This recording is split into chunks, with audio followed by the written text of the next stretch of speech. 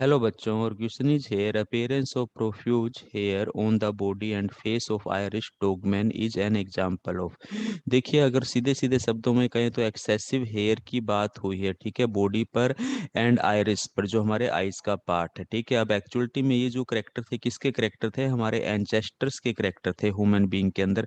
एंचेस्टर्स के अंदर ये हमारे पास में मोर डेवलप करेक्टर थे, लेकिन जो मॉडर्न ह्यूमन बीइंग है, जिसको हम होमोसेपियंस के नाम से जानते हैं, जो हमारा मॉडर्न इंडिविजुअल्स कह सकते हैं, इसके अंदर अगर ये करेक्टर हमें देखने को मिलते हैं। अब इसके अंदर ये करेक्टर हमें देखने को मिले जो हमारे एंचेस्टर्स के अंदर कैसे थे, डेवलप करेक्टर थे, तो ये जो प्रोसेस होता है इसको हम एटविज्म के नाम से जानते हैं। तो ये अल्टीमेटली किसको रिप्रेजेंट करता है? एटविज्म को रिप्रेजेंट करता है, ठीक है। वहीं अगर हम म्यूटेशंस की बात करें तो ये सडन चेंजेस न्यूक्लियोटाइड सीक्वेंस के अंदर होते हैं। Sudden changes in nucleotide sequence के अंदर देखने को मिलते हैं। ये तो हमारा बिल्कुल अलग कंसेप्ट है, जो नॉर्मली हमें कैसे देखने को मिलते हैं? हार्मफुल देखने को मिलते हैं। तो ये ऑप्शन हो नहीं सकता। रिकैपिटुलेशन थ्योरी की बात करें तो ये थ्योरी हमें किसने दी थी? ये थ्योरी हमें दी थी हैकल ने। किसने दी थी? ये थ्योरी हमें हैकल ने दी थी।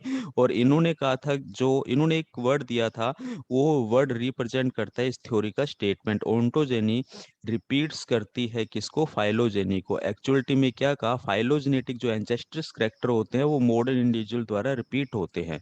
तो ये हमारा रिकैपिटुलेशन थ्योरी रिप्रेजेंट करता है, जो कि यहाँ पे नहीं है।